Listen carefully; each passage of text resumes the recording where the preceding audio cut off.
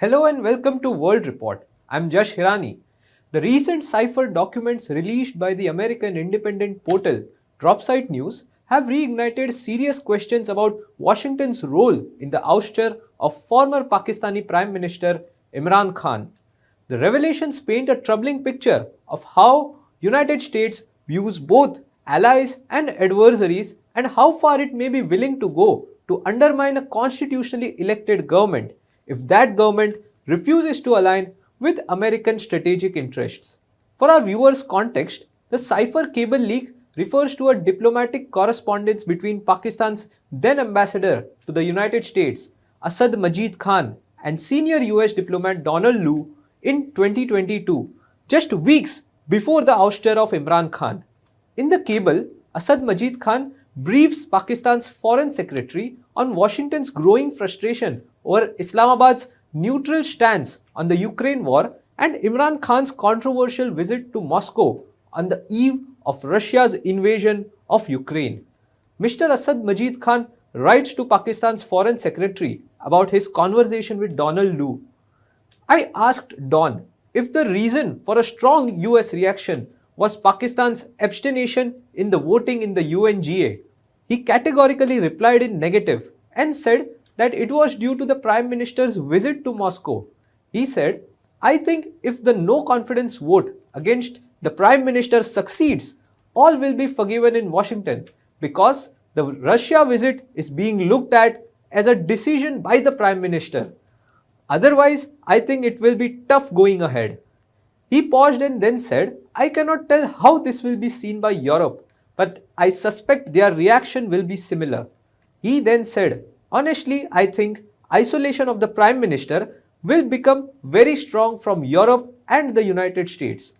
Don further commented that it seemed that the Prime Minister's visit to Moscow was planned during the Beijing Olympics and that there was an attempt by the Prime Minister to meet Putin, which was not successful, and then this idea was hatched that he would go to Moscow. I expressed the hope that the issue of Prime Minister's visit to Russia will not impact our bilateral ties.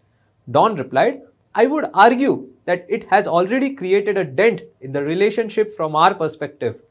Let us wait for a few days to see whether the political situation changes, which would mean that we would not have a big disagreement about this issue and the dent would go away very quickly. Otherwise, we will have to confront this issue head on and decide how to manage it. The conversation took place on March 7, 2022, and the message coming from Washington was unmistakable. If Imran Khan was removed through a no confidence motion, Pakistan would once again find favor with the United States. And that is precisely what followed. On April 10, 2022, Imran Khan lost the no confidence vote after several of his allies abruptly switched sides, costing him his prime ministership. Subsequent reports and revelations suggested that elements within the Pakistan army were engaged in quiet negotiations with the Americans and were prepared to fully cooperate in reversing what Washington perceived as the mistakes committed under Imran Khan's leadership. Thus, it would not be wrong to conclude that the United States is willing to go to any extent, even against its own partners and allies, if a nation refuses to align with Washington's strategic interests. And that is precisely where my concerns for India begin. At critical moments in the past, did India too face American pressure that compelled the leadership in New Delhi to alter decisions so as to not upset Washington? The question becomes even more relevant because many of the allegations once raised by current Prime Minister Narendra Modi against the UPA government led by former Prime Minister Manmohan Singh are today being echoed against Narendra Modi himself by the very same political establishment that ruled India before him. The larger question, therefore, is not merely about one government or one political party. The real question is, how much influence does Washington wield over strategic decisions of sovereign nations, and where does a country draw the line between diplomacy and submission? And while I intend to highlight instances where allegations of India succumbing to US pressure have surfaced over the years, This is not an attempt to question or blame the Indian leadership, because the larger issue is not whether Indian leaders were weak or compromised. The larger issue is whether any government, regardless of ideology or political party, can completely ignore Washington's pressure without facing consequences. What happened to Imran Khan in Pakistan raises an uncomfortable but necessary question.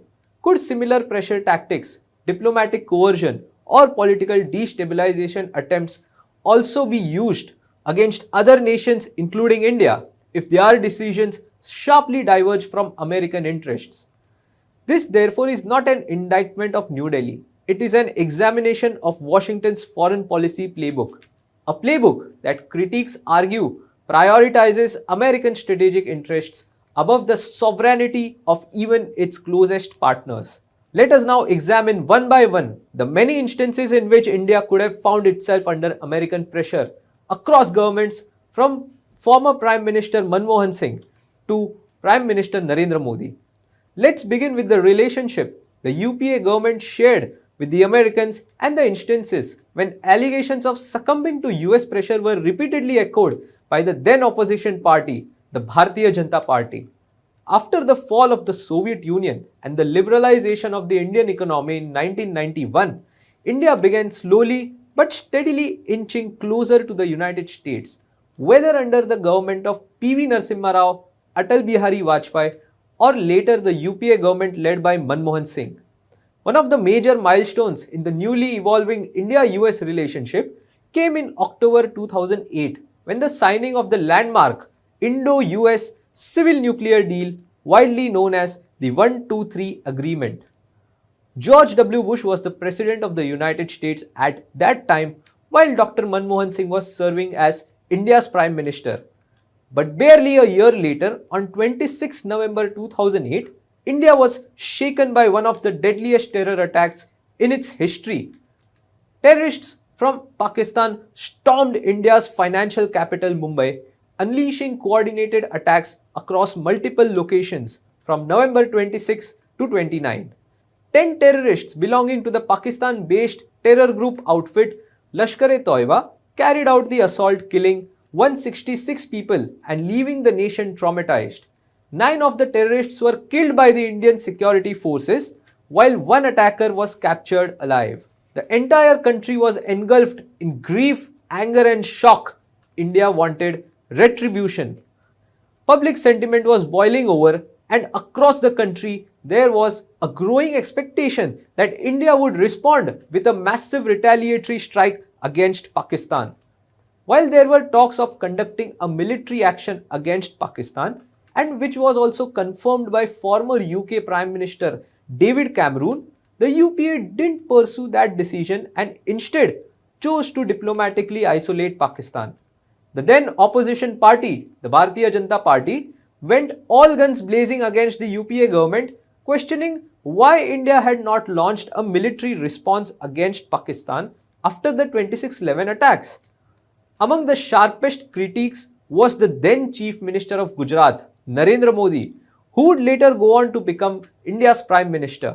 ये मुंबई पर इतना बड़ा हमला हो गया, क्या किया Congress party, UPA सरकार, क्या किया?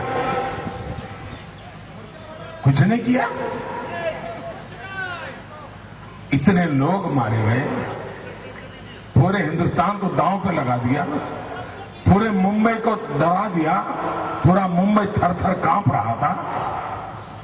और दिल्ली की सरकार, इनकी हालत देखिए साहब, चोर कोतवाल को दंडे, गुनाह पाकिस्तान ने किया, हमला पाकिस्तान ने किया, लोग हिंदुस्तानी मारे गए, पुलिस के जवान मारे गए, कमांडोज मारे गए, तबाही हिंदुस्तान की हुई।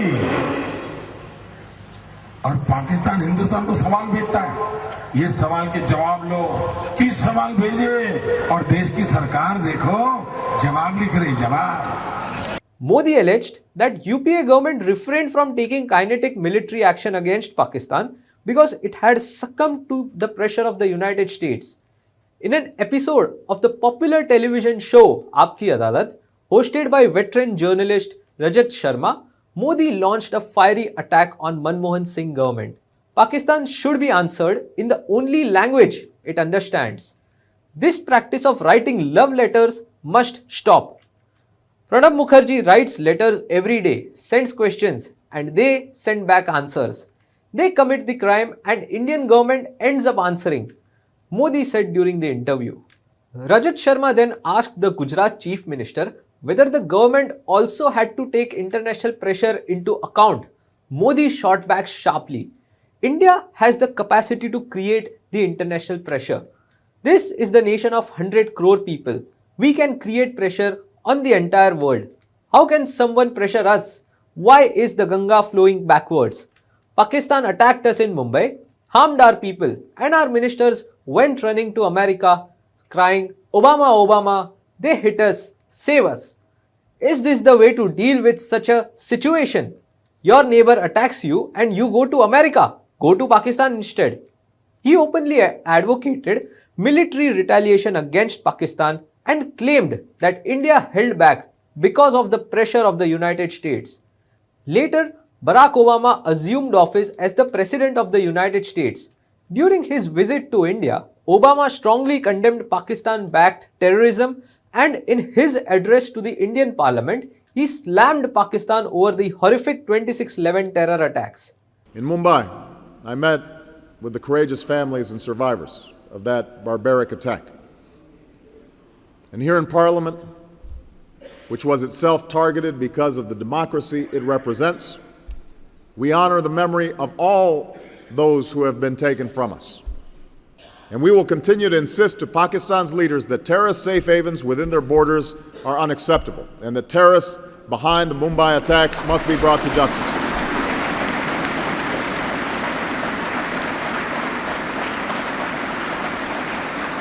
Yet despite the strong rhetoric from Washington, the allegations within India refused to die down. Critics, especially the BJP, continued to argue that India had ultimately refrained from launching a military strike against Pakistan because of the pressure of the United States. And then came a striking admission years later. In 2025, P. Chidambaram, who had served as India's finance minister during the UPA era and later took charge as the Home Minister in the aftermath of the 26/11 attacks, acknowledged that India had indeed prepared for a military action against Pakistan. However, according to Chidambaram, the attack never took place because of the pressure of the United States. Then came the Narendra Modi era, and even Prime Minister Narendra Modi was not immune from these allegations that the government in New Delhi is working under the pressure of the United States. Trump साहब ने 11 बार बोला है, 11 बार, कि मैंने नरेंद्र मोदी को surrender करवा दिया. 11 बार बोला है पब्लिक में. नरेंद्र मोदी जी चू नहीं कर पा रहे हैं. नरेंद्र मोदी ये नहीं बोल पा रहे हैं कि ये जो ट्रंप है ये झूठ बोल रहा है, क्योंकि वो सच्चाई है. While nothing particularly consequential emerged from the Barack Obama-Narendra Modi equation beyond symbolic diplomacy and strategic continuity, the Modi-Trump relationship opened an entirely different chapter in the India-US ties. During the first term of Donald Trump, New Delhi and Washington appeared to share an extraordinarily warm relationship. The bonhomie between Trump and Modi was repeatedly showcased through grand political spectacles, massive public events, and carefully choreographed photo ops that captured global attention. From roaring public rallies to high public embraces, both leaders projected an image of deep personal chemistry and strong strategic alignment between the two nations. Prime Minister Modi even went a step further by publicly campaigning alongside Trump during the 2020 US presidential election season, turning the relationship into one of the most visibly public partnerships between an Indian Prime Minister and an American President in recent memory. Friends, we in India have connected well with President Trump. The words the words of candidate Trump, अब की बार Trump सरकार।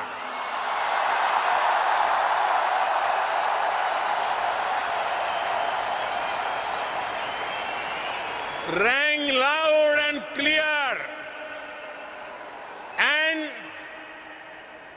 his celebration of Diwali in the White House lit up millions of faces. On the surface, the ties appeared stronger than ever before, but behind closed doors, the story was far more complicated. And it was during this very period of peak public bonhomie between Narendra Modi and Donald Trump that one of the clear examples of American pressure on India emerged. In 2019, India completely halted its imports of crude oil from Iran under pressure from the Trump administration. The decision came in line with Washington's directive asking New Delhi to bring all imports of Iranian crude down to zero as a part of America's sanctions regime against Tehran. For years, despite US sanctions on Iran, India had managed to carefully maneuver around the restrictions and continue buying Iranian oil, given its critical importance to India's energy security. But this time was different. For the first time, India entirely stopped procuring oil from Iran. The move carried significant economic and strategic implications. Iran had long been one of India's most important strategic partners and was India's second largest oil supplier after China among Tehran's big customers. At the time, India imported nearly 80% of its crude oil requirements, and Iranian oil accounted for roughly 13% of those imports. The decision was widely seen as a major concession to Washington, a reminder that despite the optics of strategic autonomy and strongman diplomacy, the American pressure continued to shape key decisions in New Delhi behind closed doors. Prime Minister Modi still faces flack from the opposition for stopping India's purchase of Russian oil and caving into US pressure despite all the benefits Iran had offered to India. Then came the presidency of Joe Biden, and with it, one of the biggest geopolitical crises of the century, the Russia-Ukraine war. As war erupted between Russia and Ukraine, the entire NATO bloc moved aggressively to isolate Moscow politically, diplomatically, and economically. It was during this turbulent phase that the ouster of Pakistani Prime Minister Imran Khan also took place, with Khan repeatedly alleging that his independent position on Russia and Ukraine had invited Western pressure against his government. While immense pressure was being mounted on Pakistan, New Delhi too found itself facing heat from Washington over its ties with Moscow. In the initial phase of the war, the Biden administration strongly urged India to reduce and eventually stop its purchases of Russian oil. Much like the current calls from Donald Trump asking India to scale back Russian energy imports, Washington under Biden too wanted New Delhi to distance itself from Moscow in terms of its oil imports. But geopolitics soon collided with economic realities. As global energy supplies tightened and oil prices surged due to disruptions caused by the war and the sanctions, the tone from Washington gradually began to shift. The same United States that had initially pushed India to curb Russian oil imports later softened its stance as discounted Russian crude became critical for stabilizing energy markets. The Biden administration asked India to purchase the sanctioned Russian oil, and India seized the opportunity. New Delhi dramatically increased its purchases of discounted Russian oil, turning Russia into one of its largest energy suppliers, a policy that had continued ever since then, until Donald Trump in his second term had asked India to stop the purchase of Russian oil.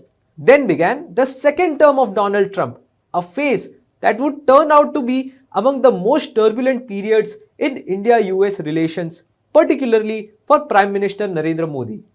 As geopolitical tensions intensified and Washington adopted an increasingly aggressive posture on global trade, energy, and strategic alignments, the Modi government found itself under relentless scrutiny at home. Voices from the opposition grew louder, accusing New Delhi of repeatedly bending under American pressure on key foreign policy decisions. The attacks from opposition intensified after the India-Pakistan confrontation that followed the Pahalgam terror attack. ये BJP RSS वालों को अब मैं अच्छी तरह जानता हूं।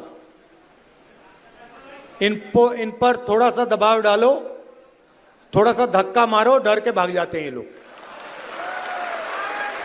जैसे उधर से ट्रंप ने एक इशारा किया, फोन उठाया, कहा मोदी जी क्या कर रहे हो?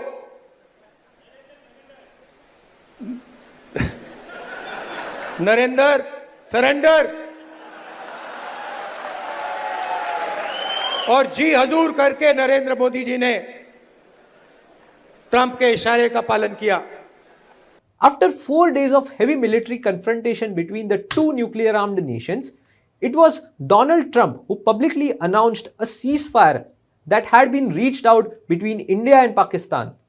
Trump further claimed that 5 fighter jets had been shot down during the conflict, although he did not specify which country had launched the aircraft. But politically, the bigger shockwave in India came from the ceasefire announcement itself. For opposition, Trump's statement became an ammunition against Prime Minister Narendra Modi and the strongman image he had carefully cultivated for years. The Congress party, led by leader of opposition Rahul Gandhi, launched a sharp political attack, with Gandhi repeatedly invoking the slogan Narendra Surrender. Rahul Gandhi alleged that it was Trump who had pressured Modi into halting Operation Sindoor. Prime Minister Modi, however, later stated in Parliament that no world leader had asked India to stop the operation. But by then, the political damage had already been done. Then came the India-US trade deal. While the leadership in New Delhi publicly maintained that American agricultural products would not be allowed unrestricted access to Indian markets, the official press release issued from the US side appeared to tell a different story. The American statement said India will eliminate or reduce tariffs on all US industrial goods and wide range of US food and agricultural products, including dried distillers grains, red sorghum for animal feed, tree nuts, fresh and processed fruit, soybean oil, wine and spirits, and additional products. The statement immediately triggered fresh political attacks from the opposition. Rahul Gandhi accused Prime Minister Modi of compromising the interest of Indian farmers in order to accommodate Washington as a part of the trade negotiations. Narendra Modi ji ने हमारी food security, हमारे किसानों को धोखा दिया है। US के साथ डील करके उन्होंने कपास के किसानों को, सोया के किसानों को, सेब के किसानों को, फल के किसानों को बेच दिया है। हिंदुस्तान की कृषि मार्केट पर सालों से विदेश के लोग कब्जा पाने की कोशिश कर रहे हैं। नरेंद्र मोदी जी ने उनके लिए दरवाजा खोला है। ये सच्चाई है, वो भी जानते हैं, मैं भी जानता हूं। क्यों खोला है? क्योंकि उन पे गले पर चोट लगा रखा है। डोनाल्ड ट्रंप ने नरेंद्र मोदी की लगाम पकड़ी हुई है। Reports further suggested that during the Iran conflict, India was seeking a sanctions waiver from Washington in order to continue purchasing Russian oil, a development that once again reinforced the perception that New Delhi's energy decisions were increasingly tied to American approval. Even voices within the broader ideological ecosystem of the ruling establishment appeared to acknowledge the extent of US pressure. Ram Madhav from the Bharatiya Janata Party remarked, We lagged behind. We agreed to stop buying oil from Iran. We agreed to stop buying oil from Russia, facing so much criticism from our Indian opposition. We agreed for 50% tariffs. Agreed means we did not say anything. We maintained our patience. 50% tariffs we agreed. Today, in the new trade deal also, we agreed for 18% tariffs, higher than what it used to be. I mean, average tariff. So where is India lagging behind in that? What are those issues that where India is not doing enough? his statements carried a deeper undertone that despite repeatedly accommodating American demands on crucial economic and strategic matters, India did not receive the recognition or strategic space it expected from Washington. For the opposition, these developments reinforced a larger political argument that despite projecting an image of strategic autonomy and muscular nationalism, India's policy choices were increasingly being shaped under pressure from the Washington behind closed doors. The attacks from Rahul Gandhi and the India bloc intensified even further after the release of the Epstein files, which reportedly mentioned meetings involving India's Petroleum Minister Hardeep Singh Puri and Jeffrey Epstein. The disclosures once again fueled the opposition's long-standing narrative that India's political establishment was operating under the American influence and that key decisions taken in New Delhi were not entirely sovereign but increasingly shaped under pressure from Washington. Ironically, the very allegations that the ruling party once hurled at the UPA while sitting in the opposition, that the government in New Delhi was functioning under American pressure, are now being directed at the same Modi government with the same intensity and political force. But this piece is not about political mudslinging between Indian parties or the endless cycle of accusations and counter-accusations in domestic politics. The larger issue here is something far more significant: the consistent American attitude towards India, irrespective of which party is in power in either New Delhi or Washington. Governments have changed in both countries. Administrations have come and gone, from George W. Bush to Barack Obama, from Donald Trump to Joe Biden, and from the UPA under Manmohan Singh to NDA under Narendra Modi. The names have changed, but the underlying pattern has remained strikingly clear. And if this trajectory continues, there is little reason to believe that the future will be any different. Even if there is a political transition in New Delhi tomorrow, let's say a Congress government led by Rahul Gandhi comes to power, and even if the leadership in Washington changes, yet again, the structural attitude of the United States towards India is unlikely to fundamentally shift. The next person facing pressure from Washington may not be Narendra Modi, but Rahul Gandhi himself. And perhaps that is the most important point in this entire debate. Governments may change, leaders may change, political slogans may change, but the American approach towards India, driven by its own strategic interests, has remained remarkably constant. Because there is a statement by a US diplomat, Christopher Landau, which he made at the Raisina Dialogues in the national capital, organized by the Ministry of External Affairs and the Observer Research Foundation. Landau said, "We are very excited about the India-US trade deal that is almost at the finish line now, and think that could be the basis for unlocking almost limitless potential.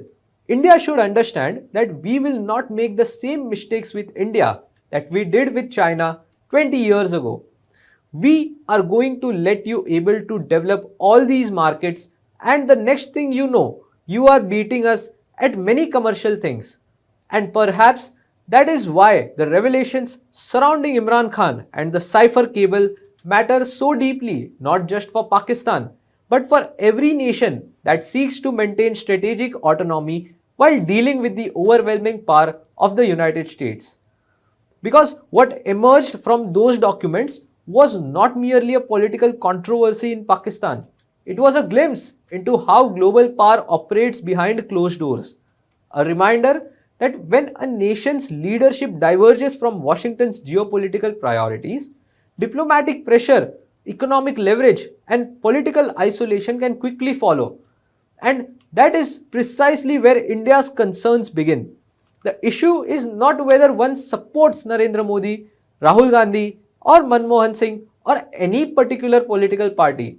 The reason is whether a rising power like India can truly make sovereign decisions without eventually colliding with American interests. From the 26/11 aftermath to Iran sanctions, from Russian oil purchases to trade negotiations, from tariff pressure to geopolitical signaling, the pattern that critics point towards has remained remarkably consistent across administrations in both New Delhi and Washington. Leaders changed, Governments changed, political narratives changed, but the pressure point remained strikingly similar. That does not mean India is weak, nor does it mean that every allegation made in domestic politics is necessarily true, but it does raise an uncomfortable geopolitical reality.